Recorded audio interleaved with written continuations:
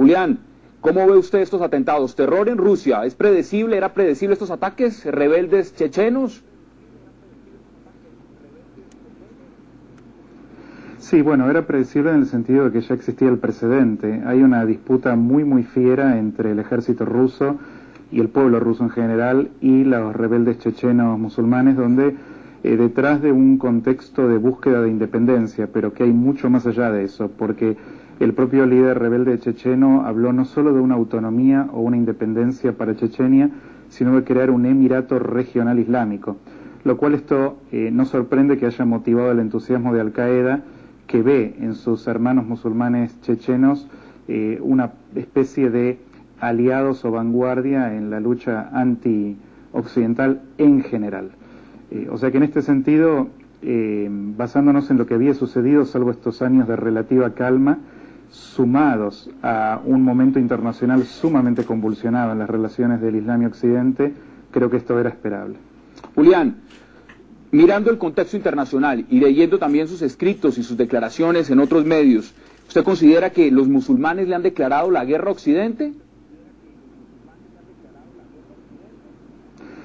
No los musulmanes, pero sí los musulmanes fanatizados, es decir, lo que se denomina el islamismo o el islam radical. Desde ese lado es claro, y no lo digo yo, basta leer las fatuas y los pronunciamientos de Osama Bin Laden y en general las agrupaciones musulmanas radicalizadas para comprobar que este efectivamente es el caso. Inclusive cuando se han alegado distintas razones, tales como ser la presencia norteamericana en Arabia Saudita o posteriormente en Irak o en Afganistán o la llamada ocupación israelí de Palestina o lo que fuere, resulta claro que donde sea que haya agrupaciones islámicas radicalizadas, políticamente motivadas y religiosamente inspiradas en una cierta lectura del Corán, hay confrontación en un montón de partes del globo. En Rusia, que involucra a comunidades musulmanas extremistas me refiero, Rusia, China, Israel, la India, Estados Unidos, comunidades cristianas por todo el Medio Oriente que sufren constantemente el embate o el embiste de estos grupos.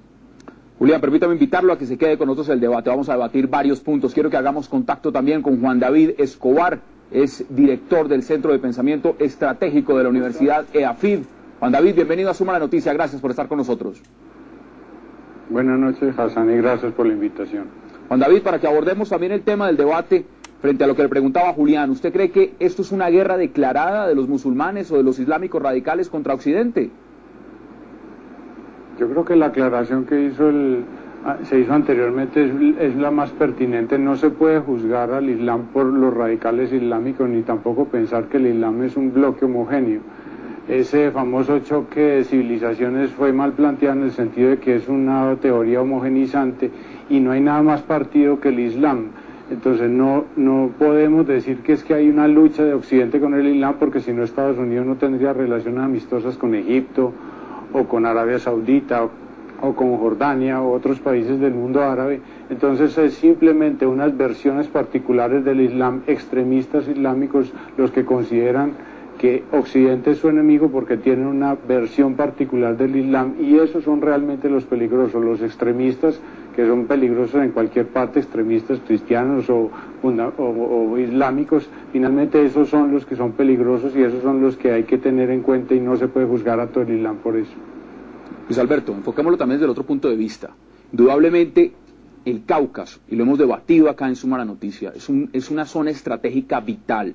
Es un paso entre Europa y Asia, es una zona vital para hidrocarburos, es un tapón que une a Asia con el otro continente. Tiene los dos océanos al lado también. Acá hay una zona estratégica, hay comunidades étnicas, más de 30 millones de personas viven en esta área. Y no podemos negar tampoco la manera como el gobierno ruso ha intervenido militarmente en Chechenia, ha destruido, acabado con Grozny.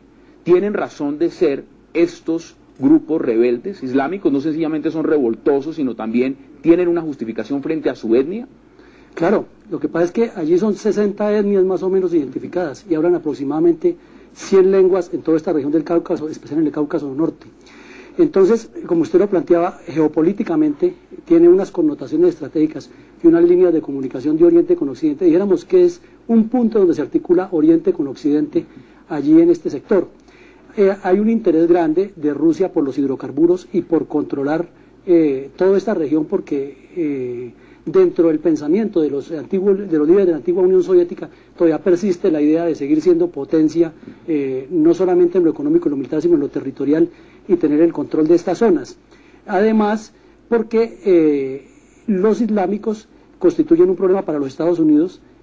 Rusia ha recurrido a utilizar, achacarle todo a Al-Qaeda o a los extremistas o fundamentalistas islámicos, pero desde el punto de vista de independencia, o sea, estos rebeldes que no son islámicos sino que quieren su independencia de Chechenia, tienen absolutamente toda la razón, y inclusive en el New York Times, en el editorial de ayer, se plantea que el señor Putin está buscando fortalecer su autoritarismo y tener mucho más manejado al presidente, como lo nombra usted ahora.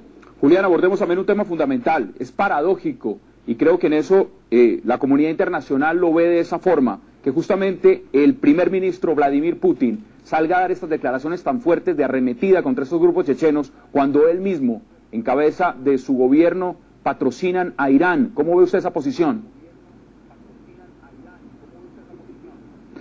Bueno, es un señalamiento muy correcto, Hassan, porque de hecho hay una incongruencia en la política interna y externa de Vladimir Putin, en tanto que él tiene estrechísimos vínculos con Irán, que es una república islámica teocrática, patrocinadora de terrorismo y de fervor religioso islamista radical, cuya combinación está golpeando a Moscú y Daguestán y en otras partes que Rusia clama como territorio soberano. En este sentido es una de esas paradojas donde a veces los líderes internacionales, en un hiperrealismo que llevan adelante, se encuentran con estas incoherencias.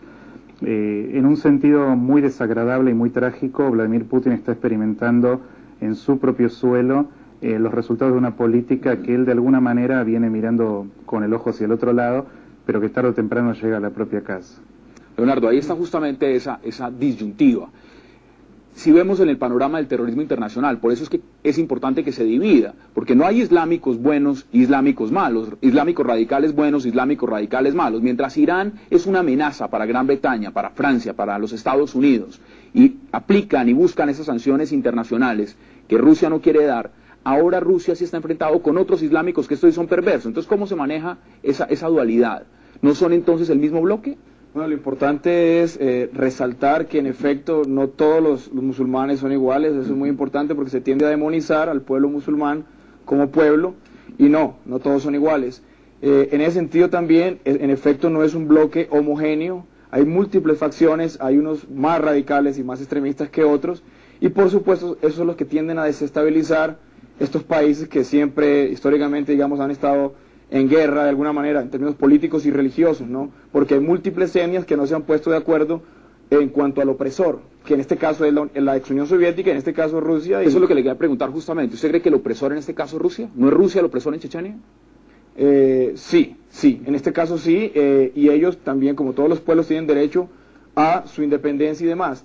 Las tácticas o las acciones terroristas no estoy de acuerdo con ellas, y por supuesto solo generan más terror y más odio. Tampoco estoy de acuerdo con lo que dice Putin. Seguramente va a venir una serie de acciones que van a ser peores, digamos, en términos de terror, sembrar terror contra los terroristas, y eso va a generar un ciclo de violencia impresionante en la región. Juan David, abordemos ese tema. ¿Usted cree que es Rusia justamente el opresor en este conflicto? Lo que pasa es que hay que entender que la tensión existe desde la expansión de la Unión Soviética. Esas son zonas que estuvieron, como muchos otros grupos y nacionalidades y grupos étnicos, dentro del marco de la Unión Soviética, que estuvieron viviendo juntos, digamos que a la brava, porque la Unión Soviética imponía las condiciones y sus ideales estaban sometidos a los intereses de la Unión Soviética. Una vez la Unión Soviética colapsa, esas regiones y grupos humanos piensan que es el momento de establecer sus alternativas y sus pretensiones, y empiezan a luchar obviamente en un espacio con mayor facilidad que el que anterior de la Unión Soviética.